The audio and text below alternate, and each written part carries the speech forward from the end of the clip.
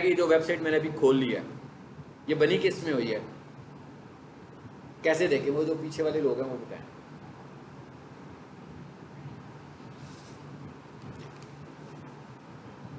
मैं ये वेबसाइट खोली है ना एक, मैं देखना चाहता हूँ कि कोडिंग की वेबसाइट है कि वर्डप्रेस की वेबसाइट है, कैसे पता लगेगा? यूआरएल कॉपी करें, गुड, बिल्कुल ठीक है। आप कोई और बताएं आगे क्या करें? सीएमएस डिटेक्ट को खोल लें, और भी बहुत सारे टूल्स हैं लेकिन हम इसको यूज किया था, ठीक है। चलो जब ये पता लग गया हमें कि हम कैसे डिटेक्ट करते हैं, क्योंकि जब भी मेरे पास कोई वेबसाइट आएगी कि भाई इसकी एसईओ करवानी है तो पहले तो मैं ये देखूंगा ना कि बनी किस में हुई है, ताकि मुझे उसी के हिसाब से उसकी एसईओ को देखना। तो वर्डप्रेस की वेबसाइट है कि कोडिंग की वेबसाइट का ये एडवांटेज होता है कि आपको किसी चीज़ की बाय करने की जरूरत नहीं होती है, हम कोडिंग से एसईओ करते हैं। वर्डप्रेस की वेबसाइट है, शॉपिफाई की वेबसाइट है, वर्डप्रेस में हम प्लगइन्स परचेज करते हैं। शॉपिफाई की वेबसाइट है तो उसके लिए भी हमें एप्लीकेशन लेना पड़ता है, वो अच्छा खासा एक्सपेंसिव एप्लीकेशन है, चीप रेट्स पे नहीं मिलता।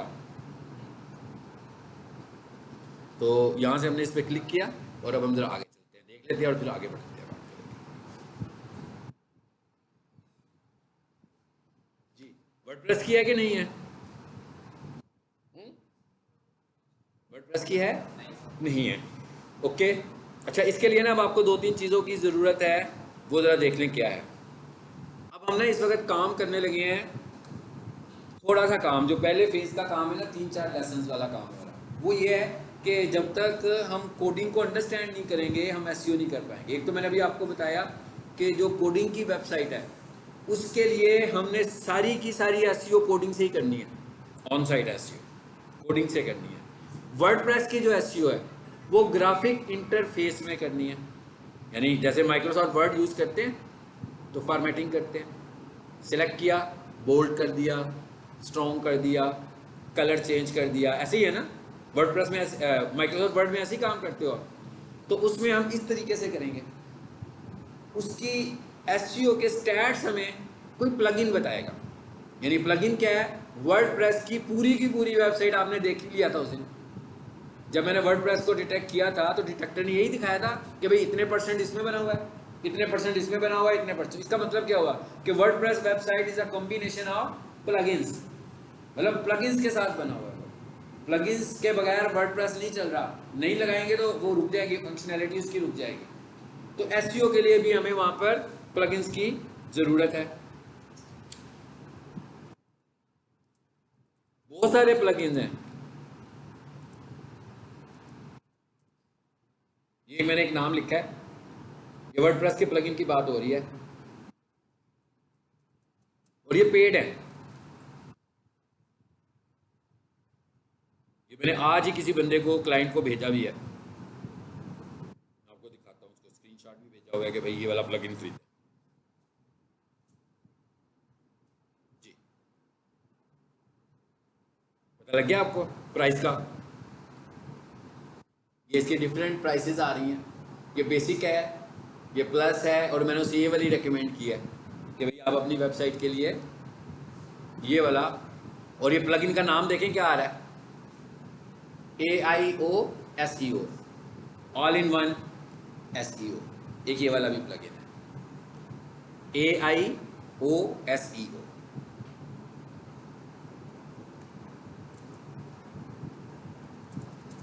इनमें से रिकमेंडेडली जो सबसे अच्छा प्लगइन है, ये सबका सब पेड है भाई, सब पे इन्वेस्ट करना पड़ेगा, ठीक है। इसका तरीका क्या है? गूगल पे जाकर सर्च करें, आपके पास हर किसी की प्राइस आ जाएगी, हर किसी की प्राइस आ जाएगी, ये वाला प्लगइन कितने का है, ये वाला प्लगइन है। इनका कुछ पार्ट होता है जो फ्री यूज कर लेते हैं। इसका मतलब क्या हुआ कि इस वक्त जिस प्रोजेक्ट पे मैं इसका काम कर रहा हूँ उसका हम ये वाला प्लगइन फ्री में इस्तेमाल कर रहे हैं, लेकिन फ्री में उसकी सारी फंक्शनैलिटी नहीं होती है, मुकम्मल फंक्शनैलिटी के लिए फिर हमें परचेज करना पड़ता है। क्या फंक्शनैलिटी होती है मैं आगे जाकर और डिस्कस करेंगे हम इसको। तो ये इसके सबसे पॉपुलर जो प्लगइन है वो ये वाला है। इसके बाद दूसरे नंबर पर जो आता है वो आता है मैथ रैंक, और तीसरे नंबर पर जो है वो ऑल इन वन, और इसके अलावा और भी प्लगइन्स होंगे, ऐसा नहीं है कि और नहीं है, ठीक है। अच्छा इसके बाद एक इसके अंदर टाइप होती है, उसको हम बोलते हैं जी, क्या वर्ड लिखा मैंने, नल्ड। वो जैसे विंडो में हम टर्म इस्तेमाल करते हैं ना, क्रैक विंडो, इसी तरह ये वाली जो प्लगइन है ये नल्ड प्लगइन है। सो नल्ड प्लगइन्स भी हमें मिल जाते हैं, क्रैक प्लगइन्स सस्ते मिलते होंगे, लाजमी बात है। लेकिन जैसे विंडो है, मिसाल के तौर पर किसी ने क्रैक विंडो ले ली, विंडो 10 की क्या लेटेस्ट अपडेट है, ये है कि भाई अक्टूबर 25 में माइक्रोसॉफ्ट विंडोज़ 10 की सपोर्ट को ख़त्म कर रहा है, यानी कि अक्टूबर 25 के बाद इसकी कोई अपडेट नहीं आएगी विंडोज़ 10 की। मतलब माइक्रोसॉफ्ट वाले क्या चाह रहे हैं कि अक्टूबर 25 के बाद सब लोग विंडोज़ 11 इस्तेमाल करें। विंडोज़ 7 ऑलरेडी एक्सपायर हो चुकी है, लेकिन किसी के कंप्यूटर में चल रही है तो चल रही है ना, सपोर्ट नहीं है उसकी, इंटरनेट की तरफ से इस पर कोई सपोर्ट नहीं है। तो ख़ासतौर पर जो लोग डिजिटल मार्केटिंग करते हैं, तो अगर उनकी विंडो ऑपरेटिंग सिस्टम सपोर्ट ही ना कर रहा हो तो वो तो कोई भी नई चीज़ इंस्टॉल ही नहीं कर पाएंगे कि भाई विंडोज़ की सपोर्ट ही नहीं है। ठीक है, इसी तरह ये जो नल्ड प्लगइन होता है ये क्रैक हुआ होता है, ये बंदा एक इंस्टॉल कर लेता है। फॉर एग्जांपल उसे नल्ड आपने लिया, लगा लिया, और उसके बाद उसी प्लगइन का एक अपडेट आ गई। आपको लगता है कि आपके प्लगइन में आएगी? नहीं, आपने तो जब उससे ख़रीदा था उस वक्त की जो अपडेट थी वो आएगी। हाँ, अब क्या पता लगा भाई 6 महीने हो गए, 8 महीने हो गए, 10 महीने हो गए, आपने कहा ठीक है भाई अब नल्ड प्लगइन को अपडेट कर लेता हूँ, फिर एक और नल्ड प्लगइन के साथ आप इसे अपडेट कर देंगे। अब रिकमेंडेड है कि नहीं है? बिल्कुल रिकमेंडेड नहीं है। प्लगइन की प्राइस तो शायद आप सेव कर रहे हैं, लेकिन आप अपनी वेबसाइट को एग्जैक्टली रिस्क पर डाल रहे हैं। आप अपने डाटा, आपका डाटा जो है वो आपके कंट्रोल में नहीं है, अब वो उसके कंट्रोल में है जिसका नल्ड प्लगइन है। वो आपकी पूरी वेबसाइट का एक्सेस उसके पास मौजूद है, और आपकी वेबसाइट हैक भी हो सकती है, कुछ इश्यू भी हो सकता है आपके। इसलिए नल्ड प्लगइन्स को बिल्कुल रिकमेंड नहीं करते कि इस्तेमाल करना चाहिए, बल्कि अगर आप वर्डप्रेस की वेबसाइट बनाएं तो ये कंफर्म करें कि इसमें कोई नल्ड प्लगइन नहीं होना चाहिए। पेड प्लगइन्स हो, पेड प्लगइन्स क्या होते हैं? जब पेड प्लगइन होगा तो प्लगइन्स के अंदर जाएंगे तो उसकी लाइसेंस की आपके पास होगी। क्या हुआ? जो पेड प्लगइन होता है उसकी लाइसेंस की आपके पास होती है, उससे पता लग जाता है कि ये पेड प्लगइन है कि फ्री प्लगइन है कि नल्ड प्लगइन है। ठीक है, चलिए अब जरा आगे चलते हैं। अब मैंने क्या कहा था कि आपको टूल्स क्या चाहिए। अब हम लोगों ने एडिटिंग पे काम करना है थोड़ा सा। ये वर्डप्रेस के, सॉरी, ये कोडिंग की वेबसाइट है जो मैंने अभी खोली है। मैं जरा इसकी कोडिंग में आपको लेकर जाता हूँ। मैंने कीबोर्ड से शॉर्टकट किया Ctrl U। अच्छा भाई, इसको इशू हो रहा है, ये खोल लेते हैं। हाँ, दूसरा अकाउंट खोल लेते हैं।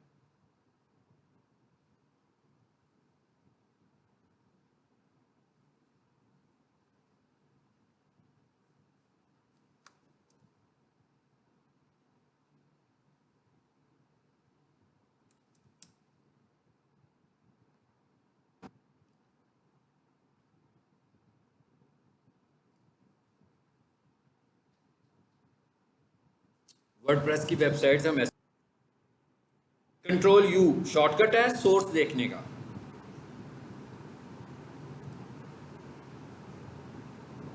क्या हो गया भाई, क्यों नहीं दिखा रहा?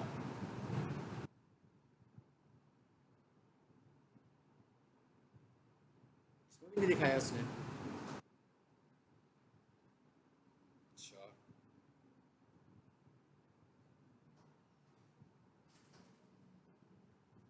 इसमें खोल के देख लेते हैं फिर।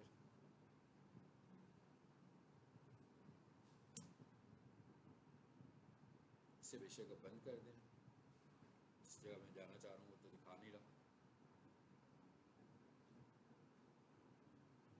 इस पर मेरे पास बहुत सारी गूगल की प्रोफाइल्स हैं, और हर प्रोफाइल में अलग-अलग उसके वो जो हैं एडिन्स भी इंस्टॉल हुए हैं। ठीक है, उस वजह से सपोर्ट समटाइम वो ठीक तरीके से नहीं कर रहा। मेरा ख्याल है कि इसमें शायद कम होंगे मेरे पास एक्सटेंशंस।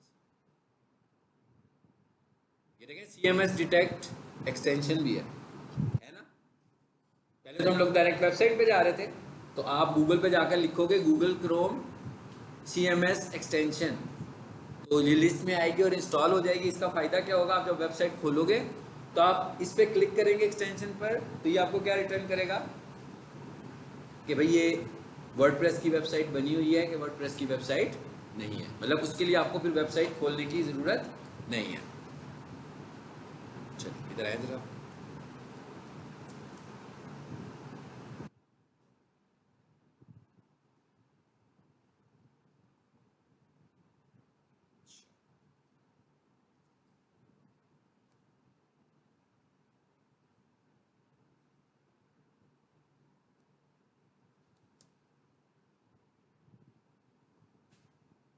शरारत कर रही है, हाँ, इसकी शरारत का कुछ दूसरा हाल निकाल लेते हैं, ठीक है।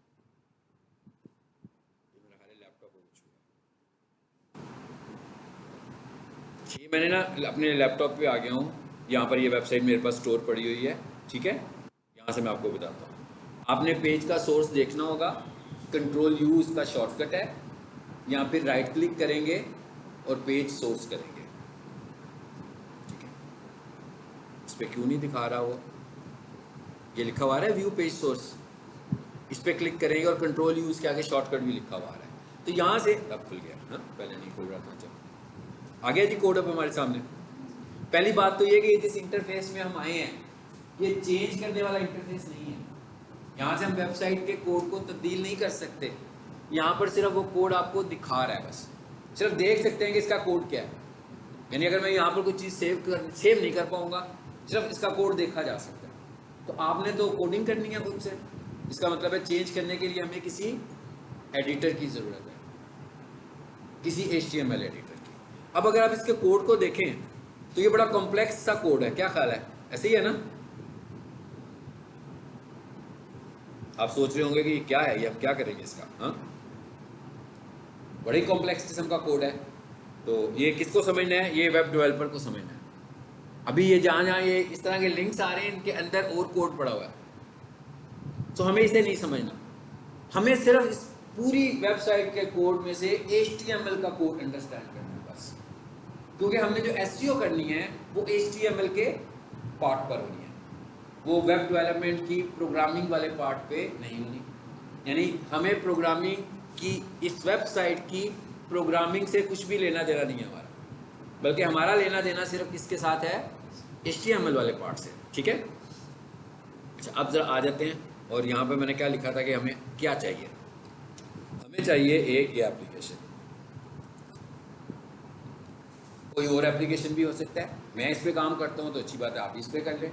अगर कोई और बंदा HTML को अंडरस्टैंड करता है और वो किसी और एप्लीकेशन पे काम कर सकता है, वो उसको भी यूज़ कर सकता है। लेकिन होना HTML एडिटर चाहिए, यानी वो HTML को एडिट कर रहा हो, कुछ भी हो, जैसा भी एडिटर हो वो HTML एडिट करने वाला हो। सो नोटपैड रिकमेंडेड है, ये फ्री है, मतलब ये आपको बाय नहीं करना। इंटरनेट पर जाकर आप लिखोगे नोटपैड प्लस प्लस तो ये आपके सामने आ जाएगा। ये मैं यहाँ पे लिखूँ,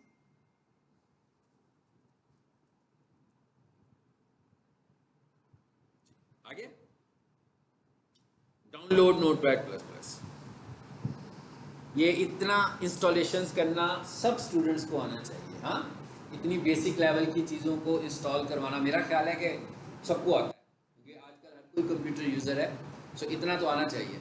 क्या इंस्टॉल करना है आपने, नोटपैड प्लस प्लस हमने लिखा तो ये देखें सबसे ऊपर कितनी सारी ऑप्शंस आ गई हैं, आ रही है ना नोटपैड की। भाई कौन सा, डाउनलोड नोटपैड, ये कौन से वाला वर्जन है, सबसे लेटेस्ट कौन सा आ रहा है, notepad plus plus, notepad plus plus, ये वाला भी आ रहा है, बेशक आप ये इंस्टॉल कर लें। चलिए मैंने इस पर क्लिक किया, आ गया।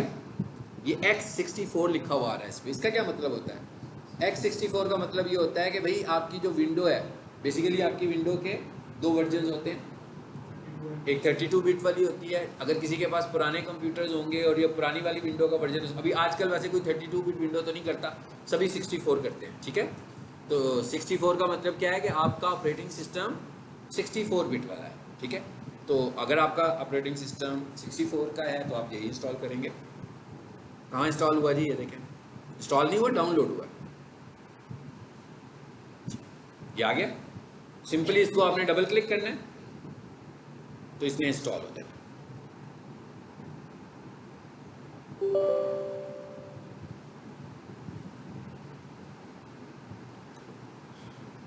मुश्किल काम तो नहीं है ना, मैं इसीलिए एक बार गो थ्रू कर रहा हूँ कि भाई हर कोई बंदा ये खुद से कर ले, और ये इंटरनेट से डाउनलोड हो रहा है। मैंने सिर्फ नेक्स्ट किया और इंस्टॉल किया है, मतलब कोई इसमें इतना, अगर आप इसका शॉर्टकट लेना हो तो इसे भी ऑन कर दें। चलो, मेरे पास ये पहले से ही इंस्टॉल था, ठीक है, ये मैंने सिर्फ इसलिए प्रैक्टिस किया है कि आप लोगों को पता लग जाए कि आपने इसे कैसे इंस्टॉल करना है। अब एक चीज़ तो ये आपको चाहिए, एक और चीज़ आपको चाहिए, ये दोनों चीज़ें आपके पास आज के लेसन के बाद आपको इसमें ग्रिप हो, और वो आपको चाहिए कंप्रेशन सॉफ्टवेयर। अच्छा, कंप्रेशन का वर्ड मैंने इस्तेमाल किया, बजाय इसके कि मैं सीधा सीधा कहता विनजिप चाहिए है, मैंने कहा कंप्रेशन सॉफ्टवेयर। कंप्रेशन सॉफ्टवेयर क्या होते हैं? ऐसे एप्लीकेशंस जो डाटा कंप्रेस करते हैं, ऐसे एप्लीकेशंस जिनकी मदद से हम डाटा कंप्रेस कर सकते हैं। कंप्रेस करने का मतलब क्या है कि भाई जब हमने डाटा एक जगह से दूसरी जगह ट्रैवल कराना हो, जैसे हमने शिफ्टिंग करनी होती है तो हम क्या करते हैं, अपना सामान पैक करते हैं ना बॉक्सेस में, और फिर जब नई जगह पर शिफ्ट कर जाते हैं तो वहाँ पर जाकर उसको अनपैक कर लेते हैं। इसी तरह जब आपने डाटा ट्रैवल करवाना होता है तो हम डाटा को भी पैक कर देते हैं। वो क्या होता है भाई, एक फाइल है, 10 फाइलें हैं, 1000 फाइलें हैं या 10,000 फाइलें हैं, उन सब की जब हम उसे कंप्रेस करते हैं तो कितनी फाइलें बन जाती हैं? एक। जब हमारी डेस्टिनेशन पे वो पहुंच जाती है तो जब हम उसे अनपैक करते हैं तो वो सारी की सारी फाइलें वापस रिस्टोर हो जाती हैं और इस्तेमाल के काबिल हो जाती हैं। ये काम करने के लिए हमें कंप्रेशन एप्लीकेशंस की ज़रूरत होती है। अब विनरार मोस्टली लोगों के पास होगा कंप्यूटर पर, ठीक है। विनजिप, विनरार के क्रैक मिल जाते हैं इसलिए ज़्यादातर वो होता है। विनजिप जो होता है उसके भी क्रैक्स मिल जाते हैं लेकिन वो पेड टूल है। इसी तरह हमारे पास एक फ्री एप्लीकेशन है जो कि विनजिप की फैमिली से है, ठीक है, और उसका नाम है 7zip और ये फ्री है, ठीक है, मतलब ये फ्रीवेयर की कैटेगरी में। जैसे अभी हमने देखा ना नोटपैड, ये भी फ्रीवेयर की कैटेगरी है। फ्रीवेयर का मतलब होता है ऐसे एप्लीकेशन जो विदाउट चार्जेस होते हैं, आपको मतलब क्रैक की भी नहीं जरूरत पड़ती, वो फ्री टू यूज़ होते हैं। तो नोटपैड प्लस प्लस भी फ्री कैटेगरी में है, फ्रीवेयर में है, और 7zip भी हमारे पास फ्रीवेयर में है। और एडवांटेज क्या है इसका कि जो 7zip है ये विनजिप की फैमिली है। विनरार जो है वो विनजिप की फैमिली नहीं है। अच्छा, हमें विनजिप की फैमिली क्यों चाहिए? जब हम होस्टिंग एप्लीकेशन इस्तेमाल करेंगे, होस्टिंग एप्लीकेशन का क्या मतलब है? जहाँ पर वेबसाइट ने अपलोड होना है उसका अपना एक ऑपरेटिंग सिस्टम है, उसके अंदर फोल्डर भी बनेगा, उसके अंदर फाइलें कॉपी भी होंगी, उसके अंदर मूवमेंट्स भी होंगी फाइलों की, और उसके अंदर कंप्रेशन भी होगी, यानी कंप्रेस भी होगा और अनकंप्रेस भी होगा। और जो होस्टिंग एप्लीकेशंस हैं वो जिप टेक्नोलॉजी इस्तेमाल करते हैं, रार वाली टेक्नोलॉजी इस्तेमाल नहीं करते। इसका मतलब क्या हुआ कि अगर आपके लैपटॉप पे विनरार है और आपने कंप्रेस किया विनरार से और उसे होस्टिंग में जाकर अपलोड किया तो एरर आ जाएगा। इसके लिए आपको कौन सी टेक्नोलॉजी की ज़रूरत है? जिप टाइप टेक्नोलॉजी की ज़रूरत है, वो चाहे विनजिप हो और चाहे 7zip हो। तो अब आपको ये 7zip भी इंटरनेट से इसी तरह फ्री इंस्टॉल कर लेना है। देखते हैं कैसे होगा। यहाँ लिख दिया जी मैंने, डाउनलोड 7zip। ये आज की तारीख में ये वाला काम अपने कंप्यूटर पर आपने अपडेट कर लेना।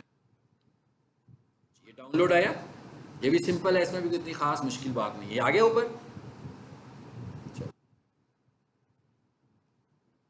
ये भी डाउनलोड हो गया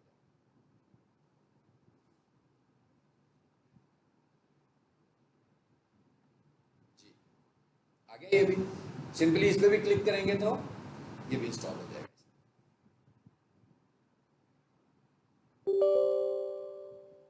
ये भी मेरे लैपटॉप पे पहले से ही मौजूद है। ये सब इसलिए क्लिक किया कि आपको पता लगे भी इसको इंस्टॉल करने की कोई मुश्किल साइज नहीं है। हो गया। आप लोग अगर इसको पहली दफ़ा करें और आपको इनमें से कोई चीज़ समझ में ना आ रही हो कि कैसे इंस्टॉल हुआ, तो अच्छी बात है कि आप इसे एक दफ़ा रिस्टार्ट कर लें, अपने लैपटॉप को, अपने कंप्यूटर को। और इन दोनों एप्लीकेशंस को मोबाइल पे इंस्टॉल करने की ज़रूरत नहीं है, लैपटॉप पे या कंप्यूटर पे, ठीक है। कोई ऐसा ना हो कि बंदा इसे मोबाइल पे इंस्टॉल कर रहा हो।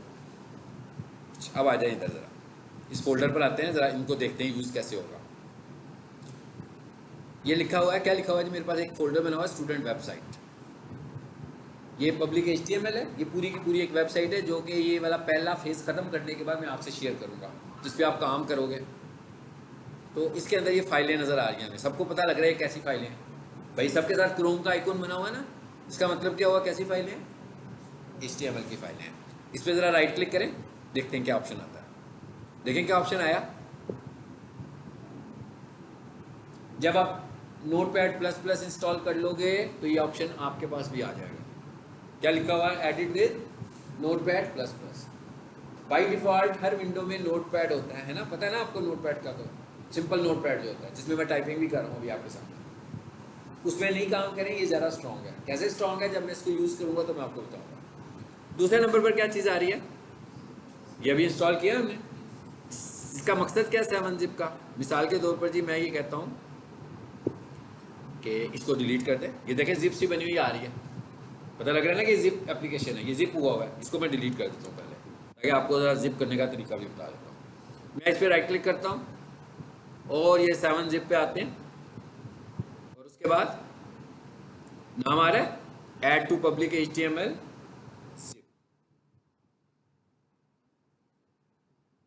यहाँ पर कितनी सारी फाइलें हैं, यहाँ पर उसने क्या किया, एक ही फोल्डर बना दिया। अच्छा, एक और चीज़ भी ज़हन में रखिएगा कि विंडोज़ जो है, विंडोज़ के अंदर, अब विंडोज़ बहुत ज़्यादा इम्प्रूव हो चुकी हुई है, तो विंडोज़ के अंदर बाय डिफ़ॉल्ट कंप्रेसर भी होता है। विंडोज़ का अपना कंप्रेसर कंप्रेस भी करता है और अनकम्प्रेस भी करता है। विंडोज़ का अपना मतलब ना तो आपको जिप की ज़रूरत है, ना आपको WinRAR की ज़रूरत है, फिर भी वो जिप और अनजिप हो रहा होगा। मगर उसका प्रॉब्लम क्या है, उसका प्रॉब्लम ये है कि अगर आपका एक फ़ोल्डर है और उसके अंदर और भी बहुत सारे फोल्डर्स हैं, तो आप एक फ़ोल्डर पे क्लिक करेंगे तो जो उसकी फाइलें हैं ना वो सिर्फ अनजिप होंगी, उसके फोल्डर अनजिप नहीं होंगे।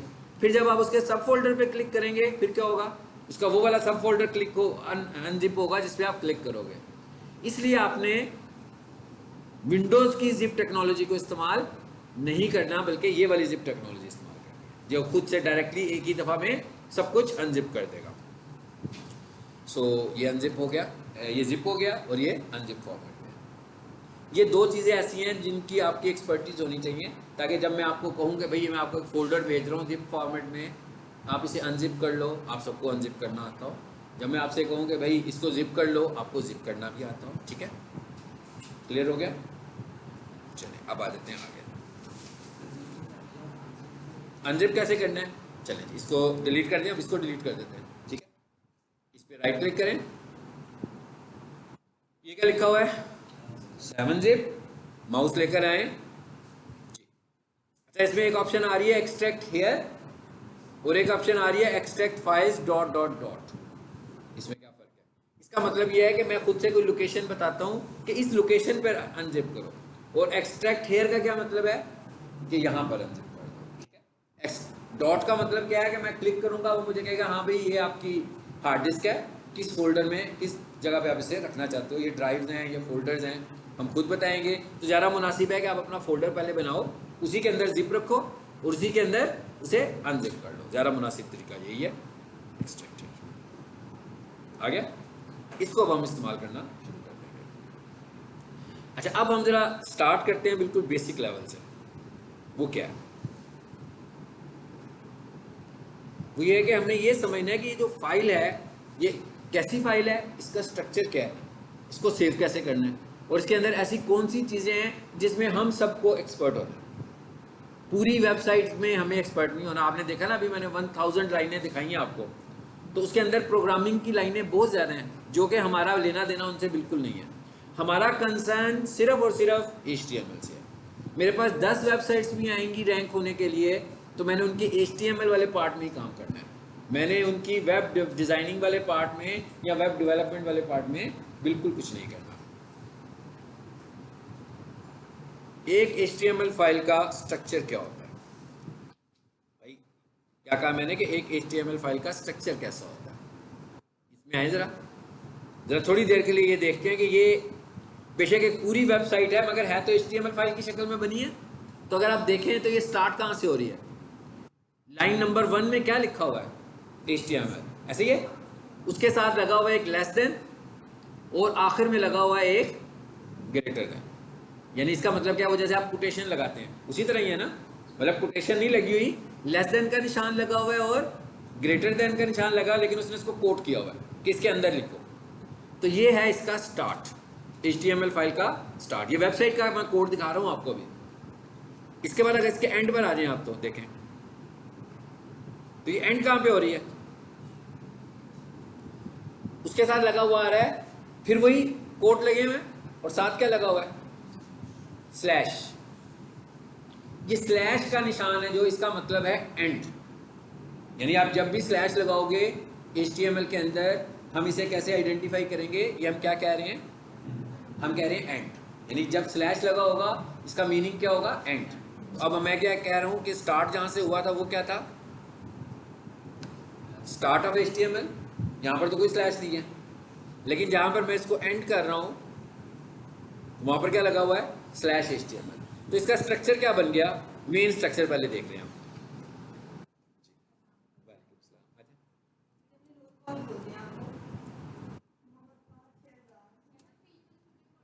कर सकते हैं, ये मैंने शुरू में कहा था, ठीक है। मोहम्मद अली, नौरीन, सानिया अली, अमान इकबाल, हसीना इलाही, एहसान इजार, ताहा इमरान, उबैदुल्लाह। जी 530, इसमें काफ़ी सारे स्टूडेंट्स के कोर्सेज कंप्लीट भी हुए हैं। मोहम्मद आहमद, ज़ैनब, हमजा ज़ाहिद, हुस्ना, मिनार बतूल, मुज़म्मिल, अब्दुल्ला अली, हाफिज़ मोहम्मद अब्दुल्ला, सलमान। अगर कोई वेब डेवलपमेंट कर रहा है और कोई भी दूसरा एडिटर इस्तेमाल करता है वो उसको भी यूज़ कर सकता है, इसमें कोई प्रॉब्लम नहीं है। एक्चुअली हमने सिर्फ आइडेंटिफाई करना है HTML के कोड को बीच में से।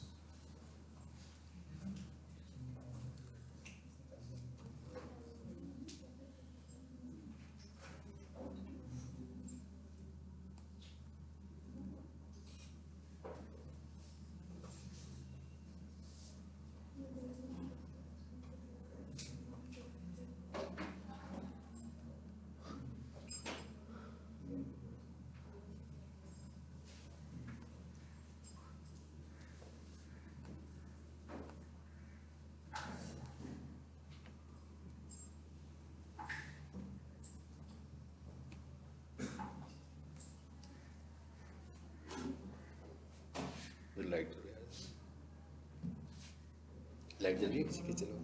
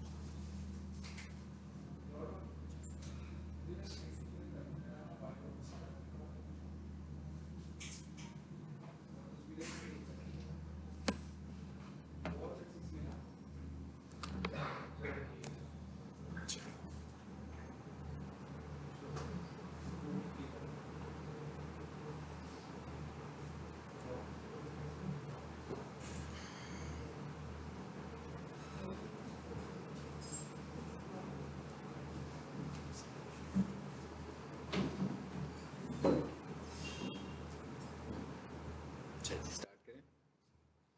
ये इस फाइल का हमारे पास मेन स्ट्रक्चर आ गया, यानी फाइल स्टार्ट कहाँ से हो रही है, HTML से। फाइल एंड कहाँ पे हो रही है, एंड HTML पर, ठीक है। इसके बाद इसका जो सेकंड पार्ट है वो क्या है, और ये पार्ट आपको वेबसाइट पे भी नजर आएगा जी। दूसरा कौन सा है, हेड का पार्ट है ये। अगर हम इस वेबसाइट पे भी आकर देखें स्टार्ट पे,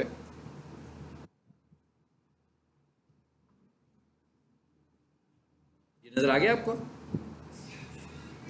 ऐसी चीज़ें जो हमने डिक्लेयर करनी होती हैं, ऐसी चीज़ें जो डिफाइन करनी होती हैं, वो किस पार्ट में आती हैं, हेड में।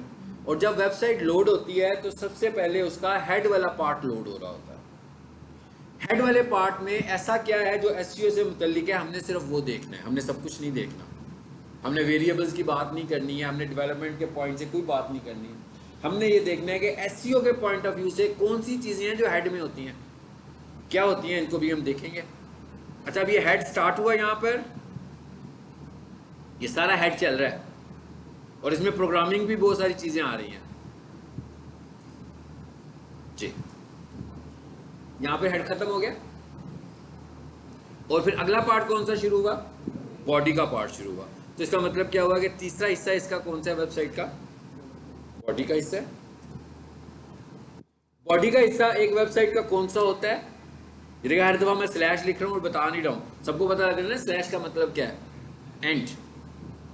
बॉडी का हिस्सा कौन सा होता है? आपकी जो वेबसाइट चलती है, जो आपको वेबसाइट नजर आती है, जो आप वेबसाइट रीड करते हो, जो आप वेबसाइट पढ़ रहे होते हो, वो बॉडी में होता है सब कुछ। हेड में जो कुछ होता है वो आप देखते नहीं है। हेड वाले पार्ट में चीजें डिक्लेरेशंस वाली होती है, जबकि बॉडी वाले पार्ट में आपकी वेबसाइट का कंटेंट होता है जो हमें नजर आ रहा होता है। ठीक है।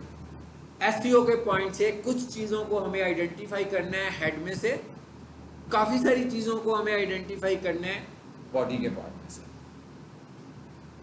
इसके बाद एक पार्ट और भी होता है, उसे हमें डिक्लेयर करने की जरूरत नहीं है, दैट इज फुटर। तो बॉडी के एंड पे जो आ जाता है वो क्या कहलाता है?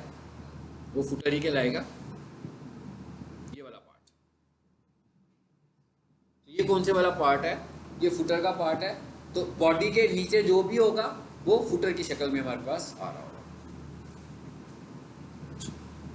ये मैंने अभी जो कुछ लिखा, ये पूरी एक HTML फाइल का स्ट्रक्चर है।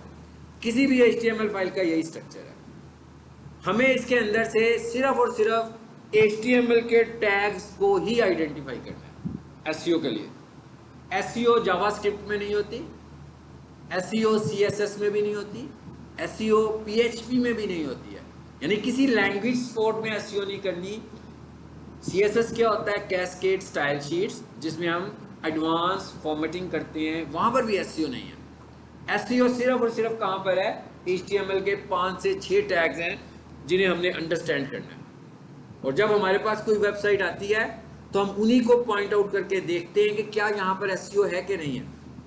अगर नहीं होती तो हम वहां पर इंप्लीमेंट करते हैं। ठीक है। तो ये अब हमें समझ में आ गया स्ट्रक्चर। मैंने इसके अंदर कुछ भी नहीं लिखा, ऐसे ही है ना। अब स्ट्रक्चर हमें समझ में आ गया। अब हम ये समझते हैं कि भाई हम अपनी पहली HTML फाइल कैसे सेव करते हैं। हमने अपनी पहली HTML फाइल सेव करनी है एज ए HTML। वैसे तो वेबसाइट में देखा ना सेव हुई हुई है। और ये वाला जो पार्ट अभी हम सीख रहे हैं 2-4 लेक्चर्स में, ये वाला पार्ट आपने जब एसईओ करनी है तो आपने नहीं करना ये वाला पार्ट। ये हम क्यों कर रहे हैं? ताकि हमें कोडिंग की अंडरस्टैंडिंग हो जाए बस। जब आपके पास पहला प्रोजेक्ट कोडिंग वाला आएगा तो हमारे पास पूरी की पूरी वेबसाइट तैयार होगी। जैसे भी मैंने आपको वेबसाइट दिखाई है, उस वक्त तो हम वेबसाइट के कोड में जाकर चेंज करेंगे, लेकिन अभी हम HTML बनाना, उसका स्ट्रक्चर, ये सब समझ रहे हैं ताकि हम ग्रिप फुल हो गए, भाई हमें पता होगी कौन कौन सी चीज़ कहाँ पे पड़ी हुई है। अब अगला काम क्या है? इसको सेव करना। जी मैं इसकी फाइल में आता हूँ। अभी मैं कौन सा एडिटर यूज़ कर रहा हूँ देखें, नोटपैड। तो पहले मैं इसको सिंपल नोटपैड में आपको सेव करवाता हूँ, फिर हम इसको नोटपैड प्लस में जाके करेंगे। फाइल, इसका मतलब क्या हुआ कि आप यहाँ पर भी HTML फाइल बना लो। आप किसी भी टेक्स्ट एडिटर में HTML फाइल बना सकते हैं। नोटपैड ऐसा टेक्स्ट एडिटर है कि इसमें भाई HTML की फाइल भी सेव हो जाएगी और टेक्स्ट की फाइल भी सेव हो जाएगी। कोई भी टेक्स्ट एडिटर जो आपको ये सपोर्ट देता हो कि आप HTML बना सकते हैं, आप उसमें HTML पे काम कर सकते हैं। जी सेव एज में आए। ये कैसी फाइल सेव हो रही है? स्क्रीन पर देखेंगे तो आपको पता लग जाएगा। ये टेक्स्ट फाइल सेव हो रही है। हम कौन सी करना चाहते हैं? HTML। इसलिए हम क्या करेंगे, जब सेव करने लगेंगे तो यहाँ आएंगे और इसको ऑल फाइल्स कर देंगे। इसका मतलब क्या हुआ कि अब मैंने चेंज कर दिया। मैंने क्या कह दिया कि भाई मैं टेक्स्ट फाइल बनाना नहीं चाह रहा हूँ। अब आपने कौन सी फाइल सेव करनी है? मैं इसकी डी ड्राइव में आता हूँ। अच्छा इधर आ जाते हैं। इधर एक नया फोल्डर बना लेते हैं आपका, उसका नाम ही मैं रख लेता हूँ 530। चलो अब मैं यहाँ पर फाइल बनाने लगा हूँ और इसका नाम मैंने रख लिया फर्स्ट। अभी तो नाम रखा, कैसे पता लगेगा कि ये HTML फाइल है? इसकी एक्सटेंशन भी हम .html, ठीक है।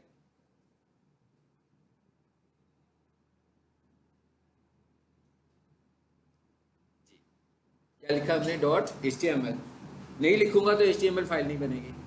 अगर फाइल सेव हो और उसके साथ किसी भी ब्राउज़र का आइकॉन ना आए तो आपको कंफर्म हो जाना चाहिए कि आपकी फाइल सही सेव नहीं हुई।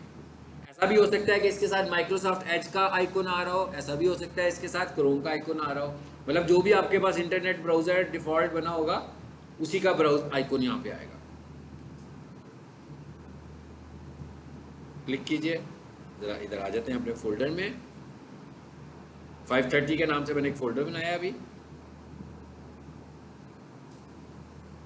आइकॉन आ गया इसके साथ।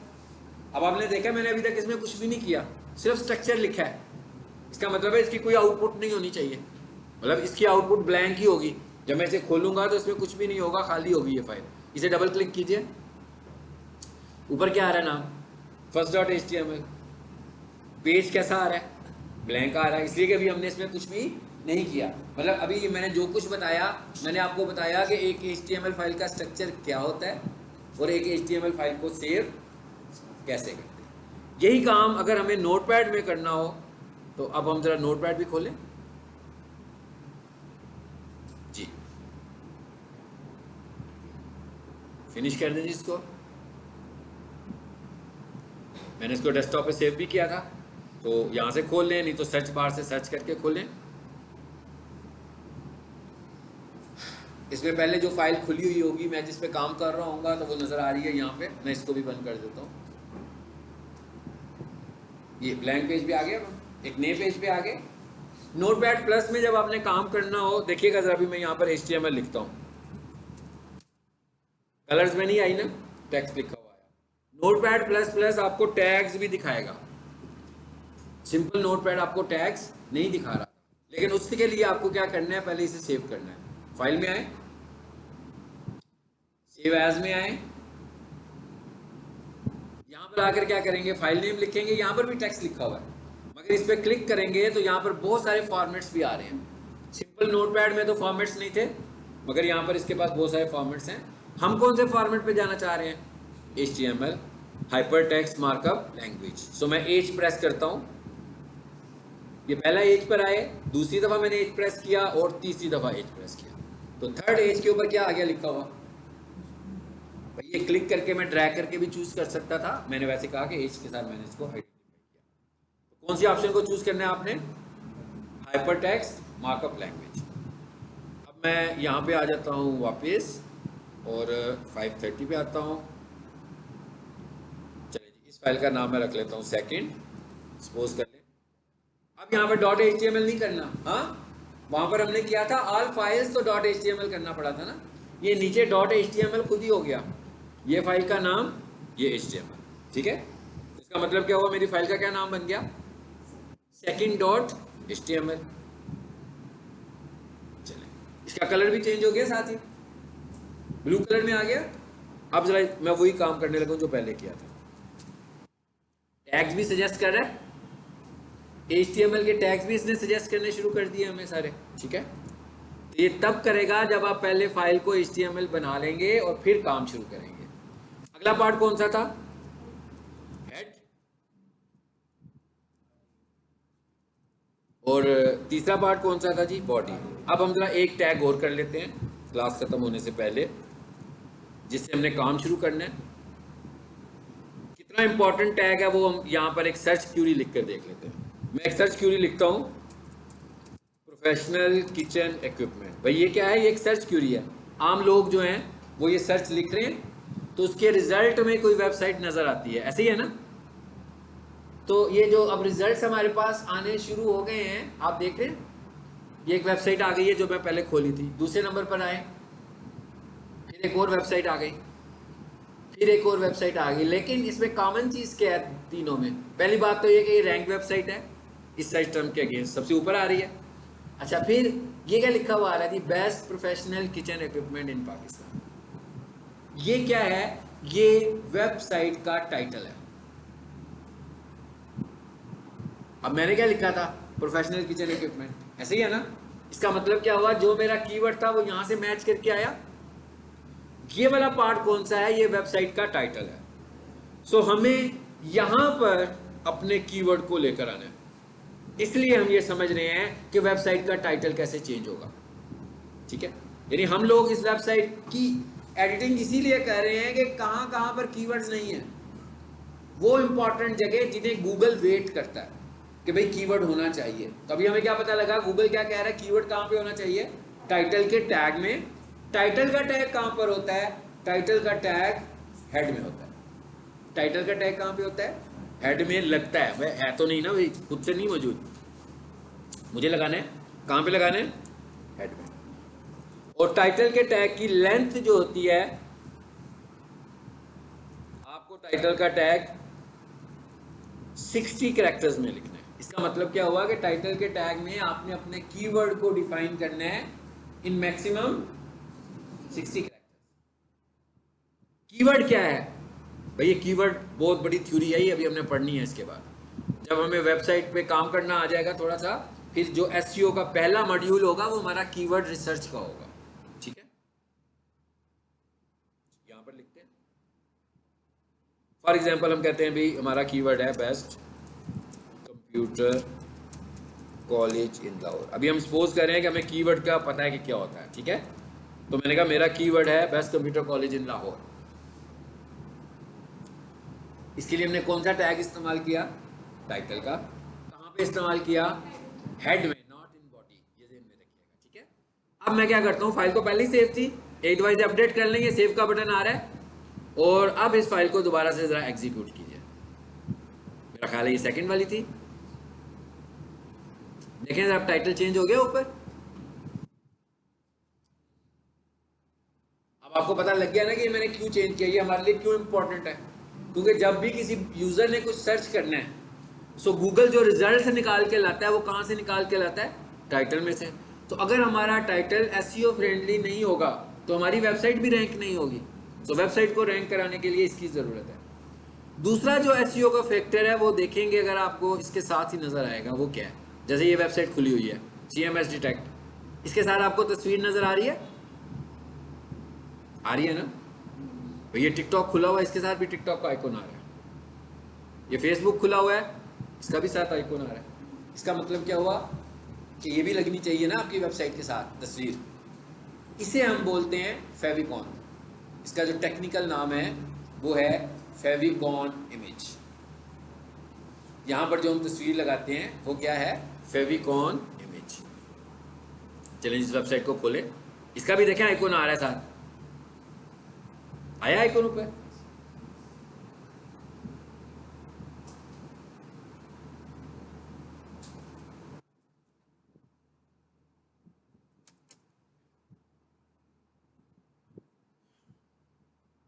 यहाँ पर हमने पोर्ट खोला हुआ था कहीं पे ना, चलिए इस पे आ जाए। फेविकॉन का टैग कहाँ पे लगेगा, हेड में। फेविकॉन का टैग कहाँ पे लगेगा, हेड में। ये वाला टैग भी हमारे पास हेड में लगेगा। जरा देखेंगे इस वेबसाइट पे फेविकॉन लगा हुआ है कि नहीं लगा हुआ, लगा हुआ है, मिल गया आपको। हर ऐसी वेबसाइट जिस पर एसईओ हुई होगी उस पर फेविकॉन लगा होना चाहिए।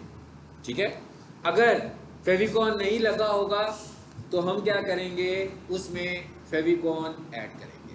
कैसे करेंगे, इसको मैं पूरे को कॉपी कर लूं। चलो कहाँ लगाना है, हेड में, टाइटल में नहीं। तो टाइटल से नीचे आते हैं जी। टैग कौन सा है, लिंक। फेविकॉन लगाने के लिए हमें किस टैग की जरूरत है, लिंक के टैग की जरूरत है। सो हमने लगाया जी लिंक। टैग के अंदर इस दफा ऑप्शंस भी आ रही हैं। ये पहला टैग हम यूज कर रहे हैं जिसमें ऑप्शंस आ रही हैं, ऐसे ही है ना। पहले जितने भी टैग मैंने बताए थे किसी में भी ऑप्शंस नहीं थी, लेकिन टैग के अंदर जो ऑप्शंस आती हैं उन्हें ऑप्शंस नहीं बोलते हैं, उन्हें बोलते हैं एट्रीब्यूट। टैग के अंदर हम जो ऑप्शंस लिखी हुई आ रही हैं इनको टेक्निकली क्या कॉल करते हैं, एट्रीब्यूट। तो इसका मतलब क्या हुआ, लिंक का पहला एट्रीब्यूट क्या है, REL। REL stands for relation. REL stands for relation equals to, और डबल कोट्स में मैंने बताया शॉर्टकट स्पेस आइकन। तो मैं क्या कह रहा हूं कि भाई एक लिंक लगाना है मुझे हेड वाले पोर्शन में, किस रिलेशनशिप के साथ, शॉर्टकट आइकन। इसका मतलब क्या हुआ कि बड़ी तस्वीर नहीं चाहिए, छोटी तस्वीर चाहिए। आप देख रहे हैं ना कितनी छोटी स्पेस है वो। उसके बाद आगे क्या लिखा हुआ आ रहा है, href। href stands for hyper reference. href stands for hyper reference. इसका मतलब क्या हुआ कि भाई तस्वीर कहाँ है, ठीक है, अब आपसे पूछ रहे हैं ना तस्वीर कहाँ है, तो जो वेबसाइट होगी वो लोकल कंप्यूटर पे तो नहीं तस्वीर पड़ी होगी, तो हाइपर तस्वीर है, ऑनलाइन तस्वीर है, इसलिए href है. इसके अंदर आगे जाकर आपने क्या करना है, इमेज का नाम बताना है. यहां पर इमेज के नाम के साथ इमेजेस भी लिखा हुआ है, लिखा हुआ है ना, वो क्यों लिखा हुआ है, रूट के कहाँ पड़ी हुई है. लेकिन अभी हमें तो इसकी ज़रूरत नहीं पड़ेगी, हम लोग तो एक लोकल फोल्डर में प्रैक्टिस कर रहे हैं, वहीं पर हमारी HTML फाइल है. तो मैं क्या करूं, इसको फिलहाल मैं मिटा देता हूं. अब इसका नाम भी हमने देखे फेविकॉन रखा हुआ है. आपको SEO के लिए इसका नाम भी फेविकॉन ही रखना है. इमेज का नाम जो मर्जी हो, आपने इसके नाम को चेंज कर देना है और क्या कर देना है, फेविकॉन. इस पार्ट पर फेविकॉन में लगने वाला इमेज अगर PNG टाइप का होगा तो ज़्यादा अच्छी बात है. इसका फॉर्मेट भी क्या होना चाहिए, PNG होना चाहिए.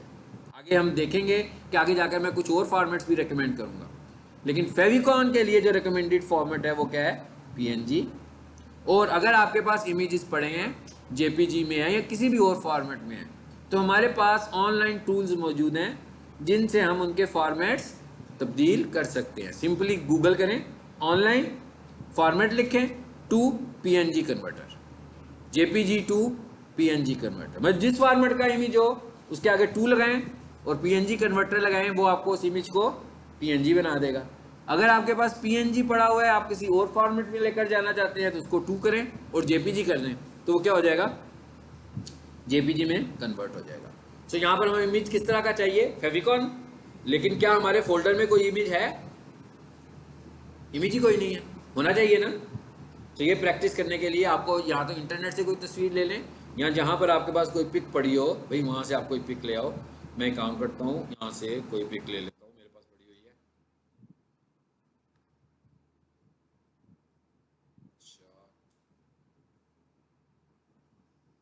चलें जी, देखें कौन सी पिक्स हैं. PNG है ना सारी, इनमें से मैं किसी एक को भी कॉपी कर लेता हूँ, Ctrl+C.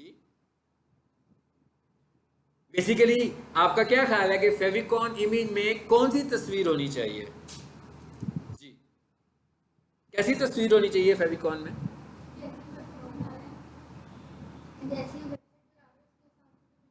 जो हम वेबसाइट बनाते हैं उस कंपनी का लोगो.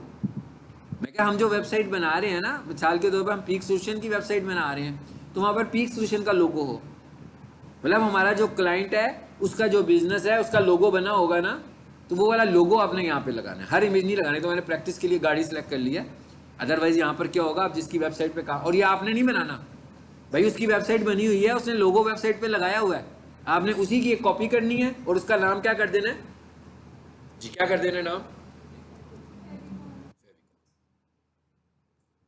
लग गया फेविकॉन. मेरा ख्याल है अब ठीक हो गया.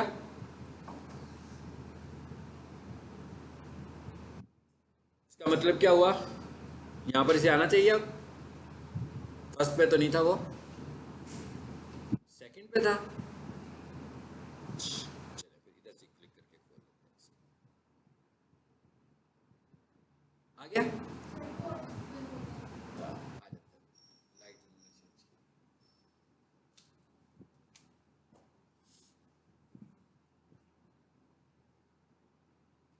दो चीजें हमने सीखी हैं.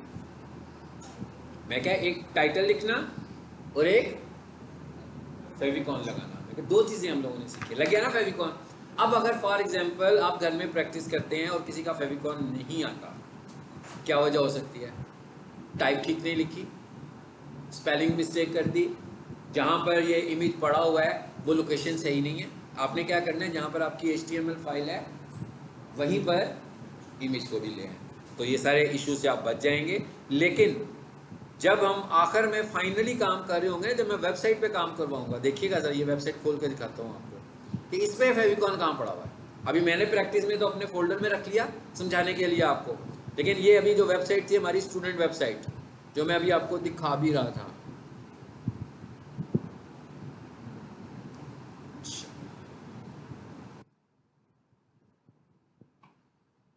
देखिए जरा इसका फेविकॉन कहाँ पड़ा हुआ है, ये है ना फोल्डर जहाँ वेबसाइट है पूरी. इसका यहाँ नहीं पड़ा हुआ, हालांकि HTML फाइलें तो यहीं पड़ी हैं सारी। फेविकॉन कहाँ होगा? वेबसाइट का जो फोल्डर होता है, जो होस्टिंग में पड़ा होता है, उधर सिमिट्री होती है। जितने भी इमेजेस होंगे सारे इमेजेस कहाँ पड़े होने चाहिए?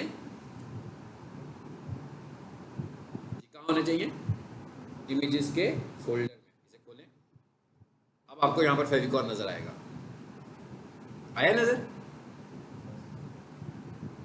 वेबसाइट में ऐसे होगा। अगर आप भी यूं करना चाहें कि जिस फोल्डर में मैं काम कर रहा था उस पर नहीं इमेज रखना, तो आप अपने फोल्डर में एक इमेजेस का फोल्डर बनाएं, उसमें तस्वीर रखें, तो फिर URL देंगे। जैसे मैंने अभी काटा है ना URL, आपने देखा था ना कोडिंग में से मैंने इमेजेस को निकाला था, इसलिए कि मैंने तो इमेजेस का फोल्डर ही नहीं बनाया हुआ। तो वेबसाइट में इस तरह हम वेबसाइट को अपलोड करते हैं। आप देख रहे हैं हर चीज़ का अलग फोल्डर बना हुआ है, तो हर चीज़ को हम फोल्डर में आइडेंटिफाई कर रहे होते हैं। ठीक है, इसका मतलब क्या हुआ कि जितने भी इस वेबसाइट के इमेजेस हैं सारे यहाँ पड़े हुए हैं। कुछ यहाँ भी पड़े होंगे, देखें, कुछ यहाँ भी पड़े होंगे, कुछ यहाँ भी पड़े होंगे। तो जिस इमेज की बात कर रहा हूँ मैं उसका पाथ भी साथ बता रहा हूँ। नहीं जी, आज के लिए इतना ही।